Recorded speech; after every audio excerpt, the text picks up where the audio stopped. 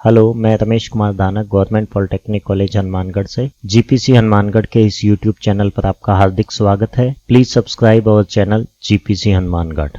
जैसा कि पिछले लेक्चर में हमने पढ़ा था कि pointer versus array, pointer to function और उसके एग्जाम्पल। एरे को हम पॉइंटर के थ्रू एक्सेस किया था और फंक्शन टू पॉइंटर जो एक इम्पोर्टेंट टूल है सी के लिए, उसको भी हमने डिस्कस किया था। आज इस लेक्चर में हम पढ़ेंगे dynamic memory allocations. 4 functions use करते हैं डायनामिक मेमोरी एलोकेशन में, मैलोक, कैलोक, रीलॉक और फ्री। ये फंक्शन पढ़ने से पहले हम डिस्कस करते हैं कि मेमोरी है वो प्रोग्राम किस तरह से यूज करता है। In C programming 4 memory space used in a program. Number 1 heap, stack, global और स्टैटिक मेमोरी प्रोग्राम कोड। जैसे ही हम प्रोग्राम लिखते हैं तो उसके लिए एक स्पेस अलोकेट हो जाती है जो कि प्रोग्राम कोड में सेव होता है। जो भी हम स्टैटिक और ग्लोबल वेरिएबल डिक्लेयर करते हैं उन वेरिएबल्स के लिए एक स्पेस है ग्लोबल और स्टैटिक। और जो भी हम इनपुट करते हैं वेरिएबल, लोकल वेरिएबल और फंक्शंस, वो सारे स्टैक में सेव होते हैं। हीप है वो एक कॉन्सेप्ट है जो कि डायनामिक मेमोरी को अलोकेट करता है। जो फ्री रहती है उसको यूज करने के बाद हमें फ्री करना पड़ता है। We have been using static memory allocations. In static memory allocation the size of program is fixed. We can not be increase और decrease while the program is running. यानी एक प्रोग्राम अगर हम रन करते हैं तो जो स्टैटिक मेमोरी एलोकेशंस है उसको हम चेंज नहीं कर सकते हैं, ना ही उसका साइज डिक्रीज कर सकते हैं, ना ही इंक्रीज कर सकते हैं। कई बार ऐसी सिचुएशन आ जाती है कि जैसे मुझे एक क्लास में सभी स्टूडेंट्स का मैथमेटिक्स के नंबर्स का एवरेज निकालना हो, तो मैं मान लिया एक प्रोग्राम लिखा और 100 स्टूडेंट्स के लिए मैंने बना दिया है। वो बाद में क्लास का जो साइज है यानी स्टूडेंट्स हैं वो चेंज हो गए हैं, वो 100 की जगह 120 हो गए हैं। तो जो हमने प्रोग्राम बनाया था वो 100 स्टूडेंट्स के लिए है, तो 20 स्टूडेंट्स हमारे इंक्रीज हो गए हैं। तो वो 120 स्टूडेंट के लिए एप्लीकेबल ना होकर के प्रोग्राम 100 स्टूडेंट्स के लिए है। तो अब हमारे पास एक प्रॉब्लम ये अराइज हो जाती है कि उसके साइज को इंक्रीज कैसे करें, क्योंकि स्टैटिक मेमोरी एलोकेशंस हैं और वो फिक्स्ड है। इसीलिए हमें डायनामिक मेमोरी एलोकेशंस को इम्प्लीमेंट करते हैं कि हम कभी भी प्रोग्राम में उसकी मेमोरी को इंक्रीज कर सकते हैं। यानी we can use dynamic memory allocation from heap memory, can be increase और डिक्रीज ऑन रन टाइम। ये जो हीप मेमोरी है वो रन टाइम में हम इसको चेंज कर सकते हैं। मैलोक फंक्शन को यूज करते हुए हम डायनामिक मेमोरी एलोकेशंस क्रिएट कर सकते हैं, यानी मेमोरी को अलोकेट करवा सकते हैं। मैलोक फंक्शन है वो stdlib.h हेडर फाइल में उसकी डेफिनेशन होती है और डिक्लेरेशन होता है। और इस फंक्शन को यूज करने के लिए हमें इंक्लूड करना पड़ेगा हमारे हेडर फाइल्स में stdlib.h। इसका सिंटैक्स ये है कि मैलोक फंक्शन हमेशा एक पॉइंटर रिटर्न करता है। उस पॉइंटर का अगर स्पेसिफिक टाइप हम बनाना चाहते हैं, जैसे इंटीजर, फ्लोट, कैरेक्टर, किसी भी टाइप को बनाना चाहते हैं, उसी टाइप का हम बना सकते हैं। जैसे कि डेटा टाइप और star. Space malloc total size of bytes. अगर 20 बाइट की मेमोरी हमें यूज करनी है तो 20 बाइट का अलोकेशन हीप में करते हुए मैलोक फंक्शन है, पीटीआर में उसका एड्रेस है वो कॉपी कर देगा। If malloc function unable to create the dynamic memory locations या dynamic memory allocation, it will return null. यानी मैलोक फंक्शन अगर फेल हो जाता है मेमोरी अलोकेट करने में तो वो हमेशा पॉइंटर टाइप का जो वेरिएबल है उसमें नल कॉपी कर देगा।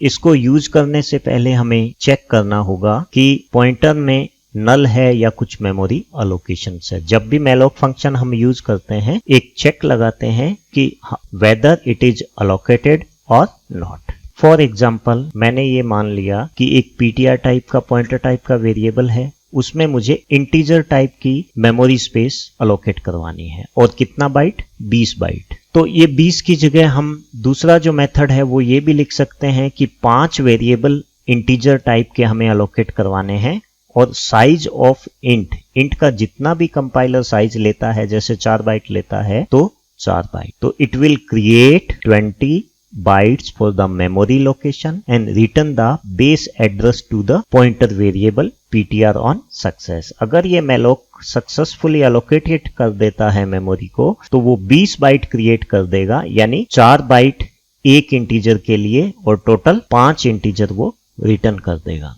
malloc does not initialize the memory area which is created dynamically। जब भी malloc फंक्शन मेमोरी को अलोकेट करता है तो वो मेमोरी अलोकेशन के टाइम मेमोरी को इनिशियलाइज नहीं करता है। इट मीन्स ये है कि malloc फंक्शन से जो अलोकेटेड मेमोरी है वो हमेशा गार्बेज वैल्यू रखती है। जैसे कि मैंने ptr है वो डिक्लेयर किया था तो वो स्टैक में डिक्लेयर हो गया। ये एक हमारा पॉइंटर टाइप का वेरिएबल है। ये हमारी हीप मेमोरीज है, इसमें 5 वेरिएबल है वो डिक्लेयर कर देगा 4 बाइट के, यानी टोटल 20 बाइट है। उसका बेस एड्रेस जो 1000 है वो कॉपी कर देगा ptr में, और ptr खुद का जो मेमोरी एड्रेस है वो 2048 है। तो ये जो वेरिएबल क्रिएट हुए हैं 5, ये सारे के सारे गार्बेज वैल्यू को होल्ड करते हैं। तो इस तरह से malloc फंक्शन काम करता है कि malloc function used to allocate the memory dynamically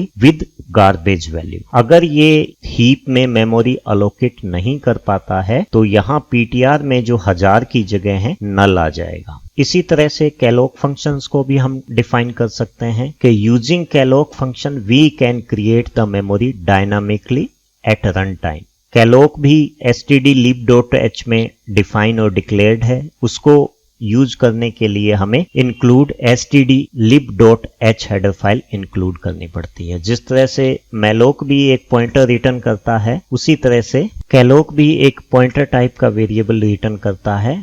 और इस तरह से हम उसका सिंटैक्स देख सकते हैं कि डेटा टाइप स्टार, जिस भी टाइप की मेमोरी हमें अलोकेट करवानी है उसका डेटा टाइप, और calloc n क्या है? n है नंबर ऑफ एलिमेंट, कितने एलिमेंट के लिए चाहिए और प्रत्येक एलिमेंट का साइज क्या है। यहाँ ptr है वो एक पॉइंटर टाइप का वेरिएबल है जो कि जिसमें कि हमारा मेमोरी एड्रेस सेव होगा, और जो calloc है वो डायनामिक मेमोरी एलोकेशन के लिए यूज होने वाला फंक्शन है। n है वो नंबर ऑफ एलिमेंट्स हैं, कितने एलिमेंट्स आपको चाहिए, और साइज है वो प्रत्येक एलिमेंट का साइज क्या रहेगा। It will return the base address of allocated memory to the pointer variable on success. अगर ये सक्सेसफुली एग्जीक्यूट हो जाता है तो ये डायनामिक मेमोरी अलोकेशंस यानी मेमोरी अलोकेट करते हुए एक पॉइंटर टाइप का वेरिएबल रिटर्न करता है। If calloc is unable to create a dynamic memory locations, it will return null। अगर ये मेमोरी अलोकेट नहीं कर पाता है तो ये ptr में नल कॉपी कर देता है। दूसरा है कि it is mandatory to check the pointer before it use. हमें calloc फंक्शन यूज करने के बाद हमें ये चेक करना जरूरी है कि उसने जो मेमोरी रिटर्न की है वो नल है या कुछ वैल्यूज हैं। फॉर एग्जाम्पल, मैंने एक ptr टाइप का वेरिएबल लिया और उसमें मुझे इंटीजर टाइप की मेमोरी अलोकेट करवानी है, इसीलिए यहाँ पे इंट लिया और calloc फंक्शन लिया। 5 वेरिएबल हमें इंटीजर टाइप के रिटर्न करना है। प्रत्येक वेरिएबल का ब्लॉक साइज है वो 4 है। इट मीन्स ये है कि वो 20 बाइट्स को अलोकेट करते हुए 5 वेरिएबल्स है वो रिटर्न कर देगा ptr में, अगर वो सक्सेस हो जाता है। इनिशियलाइजेशन की अगर बात हम करें, malloc फंक्शन है वो इनिशियलाइज करते वक्त गार्बेज वैल्यू को फिल करता है। calloc इनिशियलाइज करने पर मेमोरी को 0 कर देता है, यानी अलोकेटेड मेमोरी एरिया है उसमें सभी में 0 डालते हुए और पॉइंटर रिटर्न करता है। ये एक डिफरेंस है malloc और calloc में। malloc है वो गार्बेज वैल्यू रिटर्न करता है अलोकेटेड मेमोरी को, calloc है वो अलोकेटेड मेमोरी को 0 रिटर्न करता है। जैसा कि हम इस पिक्चर में देख रहे हैं कि एक ptr टाइप का वेरिएबल मैंने लिया और हीप के अंदर मैंने 5 वेरिएबल जो 4 बाइट के हैं वो डिफाइन कर दिए, और सब में जो वैल्यू डाली है मैंने वो 0 डाली है इनिशियलाइजेशन के टाइम, और ये बेस एड्रेस कॉपी कर देता है पॉइंटर टाइप वेरिएबल। इसी तरह से रीलोक फंक्शन है। रीलोक फंक्शन का जो कार्य है वो ये है, पहले से ही डिफाइन मेमोरी है जो ऑलरेडी क्रिएटेड हो चुकी है, उन मेमोरी का साइज है वो चेंज कर सकता है। मान लिया जाए मैंने पहले ptr में malloc और calloc के थ्रू 20 बाइट को अलोकेटेड करवाया था। अब मैं सिंटैक्स अगर देखूं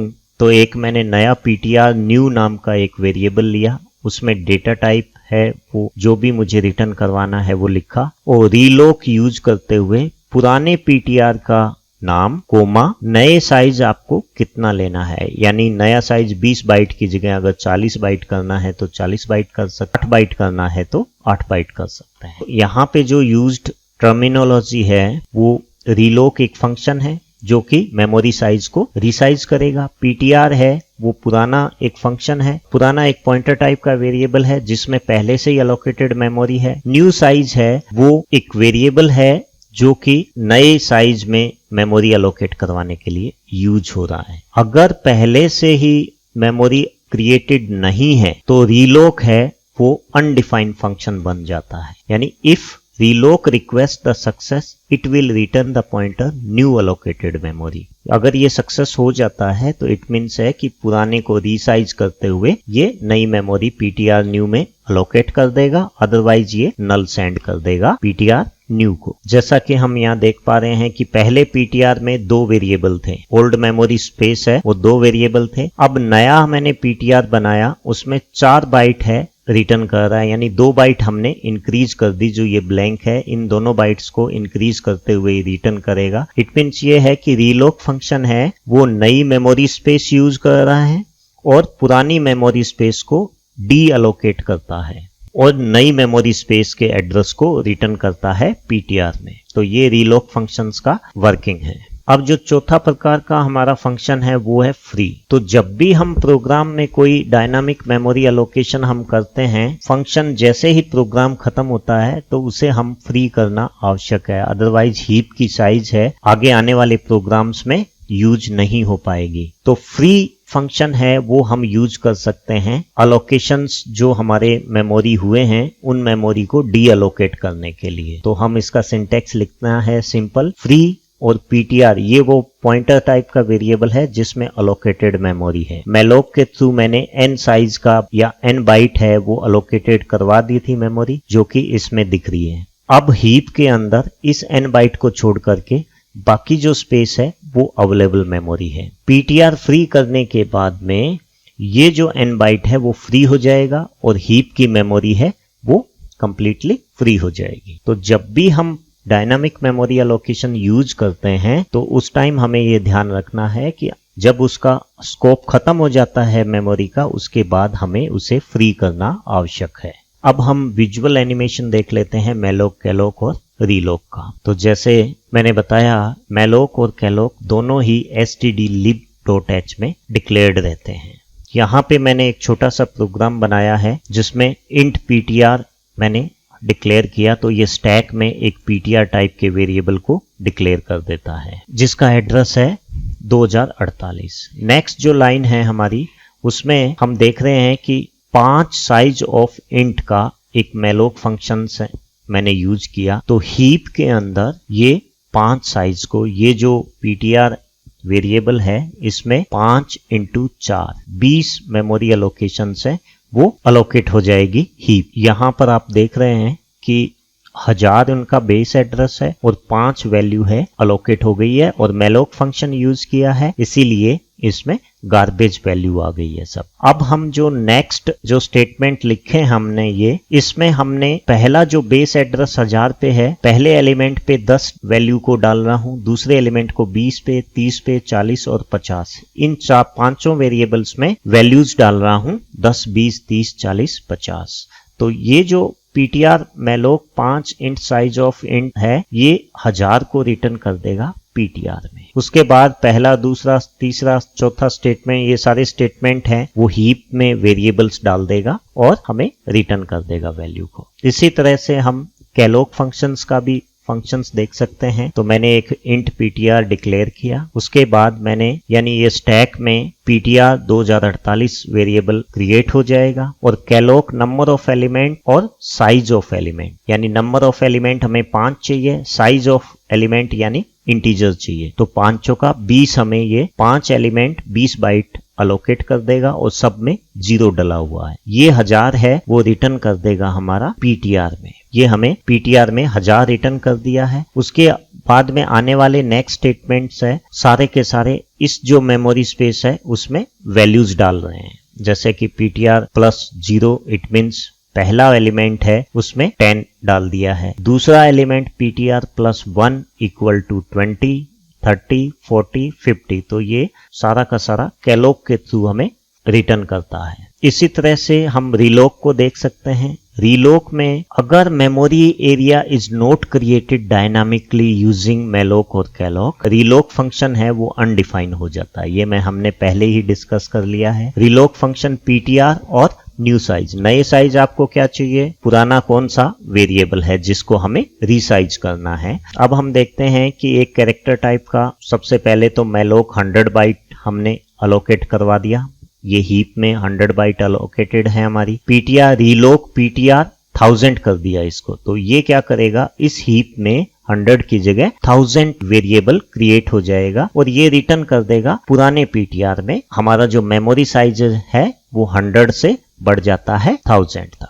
दूसरा एग्जाम्पल हम देख लेते हैं कि इंट पीटीआर मैंने डिक्लेयर किया स्टैक में, ये मेलोक में हमने 5 वेरिएबल गार्बेज वैल्यू के साथ कॉपी कर दिया है, पीटीआर में रिटर्न कर दिया है। रीलोक करते वक्त हमें पीटीआर में 2 इंटू ये 5 की जगह 2 वेरिएबल कर दिया, इसलिए ये 2 वेरिएबल अलोकेट हो गया। तीसरे में 6 वेरिएबल कर दिया तो ये 6 वैल्यूज हमें अलोकेट हो गई है। अब हम देखते हैं फ्री पीटीआर। फ्री पीटीआर कैसे काम करता है। फ्री पीटीआर है वो पहले से अलोकेटेड वैल्यू को फ्री करता है, यानी यहाँ पे मेलोक हमने 5 इंटीजर वैल्यूज डाली हैं इसमें और 5 मेमोरी हीप में ये पांचों वैल्यू डिफाइन होते हुए गार्बेज वैल्यू के साथ पीटीआर में इसका लिंक कॉपी हो गया है। अब हमने 10, 20, 30, 40, 50 ये पांचों वैल्यूज हैं वो इस गार्बेज वैल्यू पे इंसर्ट कर दी है। उसके बाद इसका यूज हो गया है, हमें फ्री करना है। फ्री पीटीआर का मतलब है जैसे ही ये करेंगे ये सारी की सारी डिलीट होके पूरी की पूरी मेमोरी अवेलेबल हो जाएगी। तो इस तरह से हम फ्री पीटीआर को यूज कर सकते हैं।